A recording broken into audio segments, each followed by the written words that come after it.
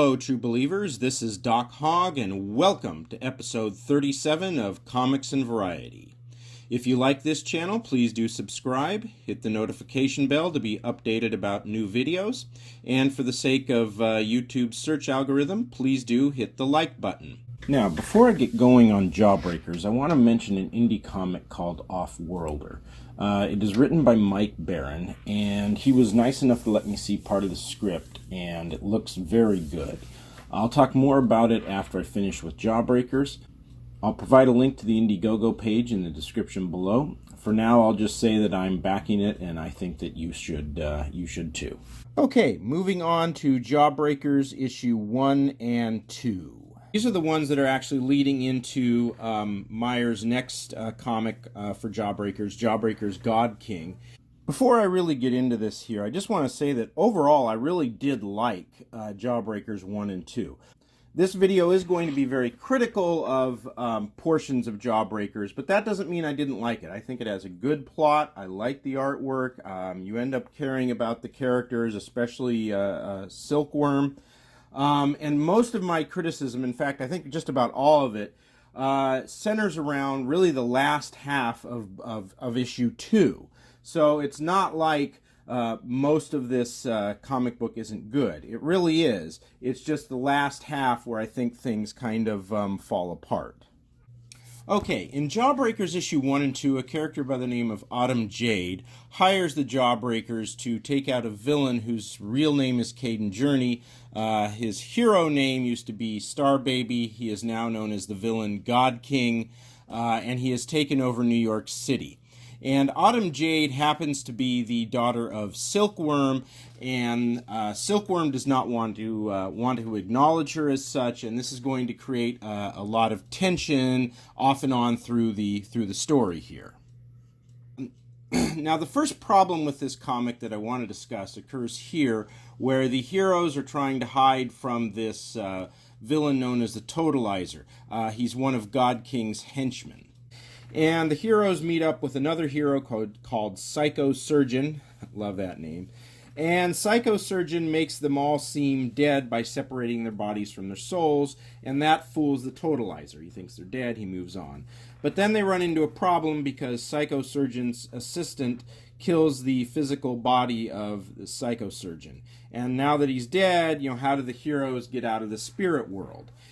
And then all these spirits start tormenting Silkworm, including one named Susan, whom apparently Silkworm had a love affair with, and it looks like she is also the mom of Autumn Jade. And then all of a sudden, the heroes are out of the spirit world and back in their bodies. But how? All we get is this panel about Silkworm wondering how he can get out. And then he is out. He takes out Psycho Surgeon's assistant. But again, how did they get out? Supposedly they can't do this without Psycho Surgeon. They don't have Psycho Surgeon, but next thing you know, they're out of the spirit realm and back into their physical bodies. It doesn't really make sense. Something of a plot hole here. Now, the next problem here is with the origin story of God King, or more accurately, how God King actually becomes a villain, because apparently at one time he was actually a pretty happy child. And the origin story involves his parents and a young God King trapped on a spaceship in another dimension. They're running out of food, they're running out of water, they're dying, and the parents, who are these superheroes themselves, have the power to create a new planet, a livable planet for the young God King. And the parents sacrifice themselves to do that. And God King is happy living on that planet. He's content. And then he's rescued by some superheroes called Millennials, and the removal from that planet back to, I guess, our dimension embitters him. He was happy on the planet. He's not happy here. He becomes, I guess, embittered, angry, and that makes him into a villain. The problem is we see the part where the parents sacrifice themselves, where they're drifting in space and so forth. We do not see anything about about the rescue by the Millennials, about how that embitters God King. All we get is this one panel explaining it. And that's, to me, just not a sufficient origin story for a villain. You want to see the villain's emotions change. You want to see what really causes him to become evil, and you don't get that here. And then there is the final page in issue 2, and that also isn't good. It doesn't work as an ending. First, it's too busy.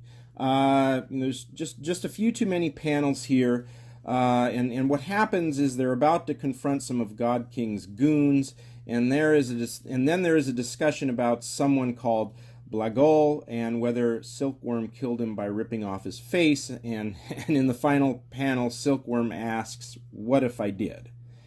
Now, if that's supposed to be a cliffhanger leading into Jawbreaker God King, it's not much of one. Are you really waiting with bated breath to see the answer to that question? I mean, do you really think that the answer to that question is no? If the ending of a comic book is going to be a cliffhanger, then it has to leave you wondering about what happens next. Leaves you in a little bit of suspense, and that does not. Take a look at how the Jawbreakers Lost Souls ends. There's just 4 panels. They're talking about regaining a lost soul in the last one, and Silkworm is looking at a picture that is probably a picture of his daughter, implying that in some way he is also a lost soul. But we're not sure, and it does leave you wondering, what's coming next. Is he going to interact with his daughter somehow? That's kind of a cliffhanger. Just one more good example of a cliffhanger. This is how the latest issue of The Flash ends. I'll be reviewing this soon. But at any rate, this is the best kind of cliffhanger. First, because it is only 1 page, which makes it more dramatic. It's a kind of splash page, And it also leaves us wondering, how is the Flash going to deal with 2 of his enemy? So, those are the problems with issue 2, but, I think you can kind of chalk that up to some rookie mistakes. This was Meyer's first go-round, and overall it was a pretty good 2 issues for his first outing. And in the second effort, Jawbreakers Lost Souls, it was really a very, very good comic. And that shows improvement, which suggests that Jawbreakers God King will be even better. All right, let me talk a little bit more about Offworlder. The first thing that this comic book has going for it is that the plot is easy to summarize. A 7th century Scottish warrior named Gunn must become a demigod called the Offworlder to save Earth from alien invaders known as the Lizardson. This is some art here that the writer Mike Barron sent me.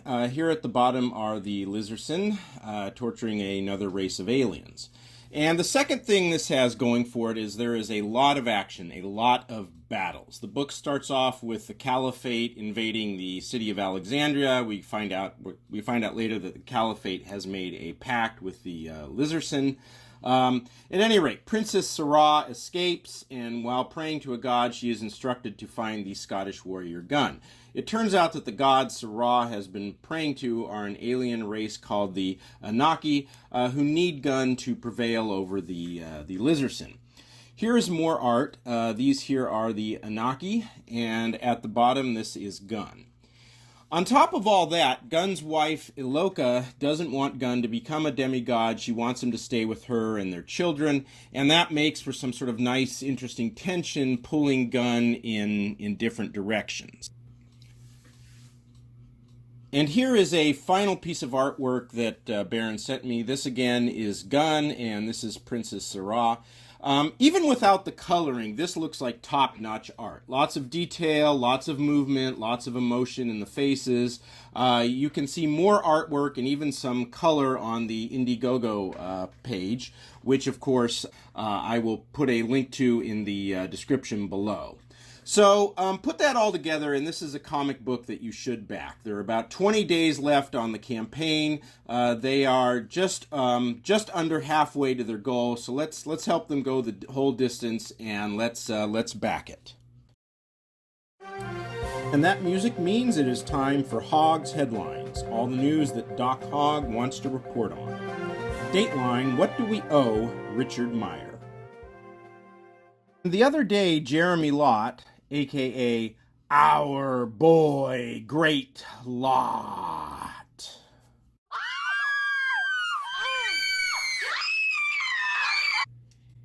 Anywho. The other day, our boy Greatlot posted a poll on the Saving Comics group Facebook page asking if people were going to back Jawbreakers God King. And that prompted this response from someone calling himself Stash Boogsy. Frankly, I think this was a complete overreaction to, our boy Greatlot posting a poll, if not an outright dick move. But I guess, Boogsy is upset enough that he's leaving the group, and all I can say is, don't let the door hit you where the good Lord split you. That said, the benefit of that post is it did provoke a lot of very good discussion. And it was a lot of discussion as to, do we owe it to Richard Meyer, to your boy Zach, to back Jawbreakers God King. And let's face it, Meyer was one of the very first to call out what modern comics have become, and he has taken more than his share of abuse from comic book creators, SJWs, and so forth. And he took a risk in creating his first his first comic, Jawbreakers. In doing so, he actually showed that indie comics had a future. And for that, I think we definitely owe Meyer a great deal of respect and gratitude. No doubt about it. But do we owe him our money? Are we obligated, in a moral sense, are we morally obligated to buy his comics? Well, I am loath to ever say that you owe your money to anyone. I think those cases are rare, but I'll say that I do think they apply to a degree to Meyer.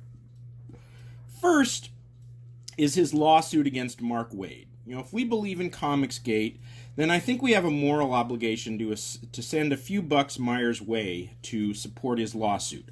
What Mark Waid did was wrong. I'll post a link to a good video about it below if you don't know much about it. But in that lawsuit, Myers is really fighting for all Comicsgaters.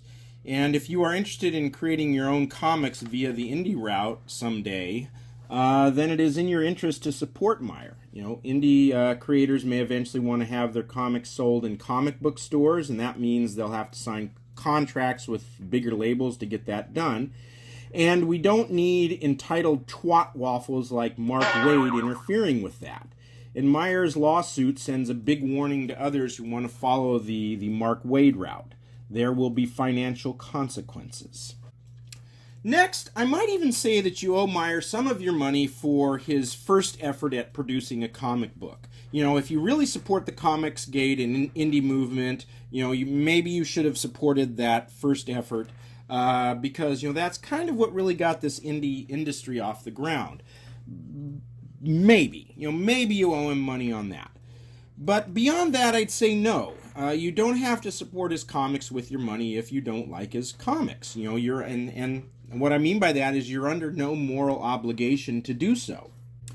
As Meyer likes to say, comics is not a community. It is an industry.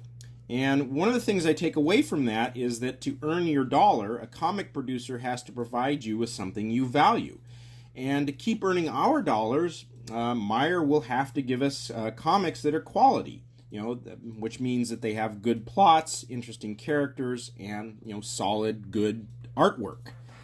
Now, if the value you find in his comics is that he was one of the founders of Comicsgate, and that's enough for you, all right, hey, it's a free country. Spend your money as you see fit.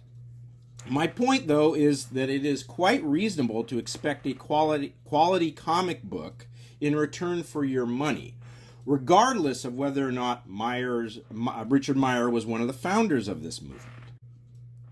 Let me also add that I think it is a mistake to start thinking that, you owe money to someone because of who that someone is, or, what that someone did in the past.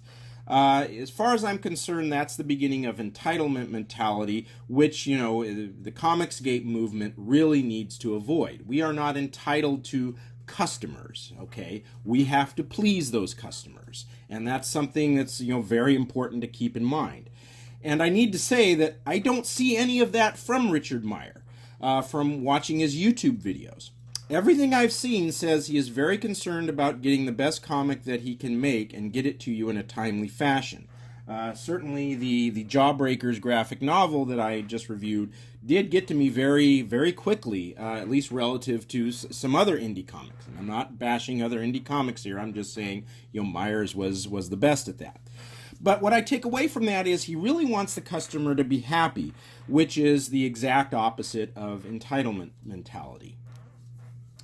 And that is my lengthy roundabout way of saying that I plan on giving Meyer some of my money for Jawbreakers God King.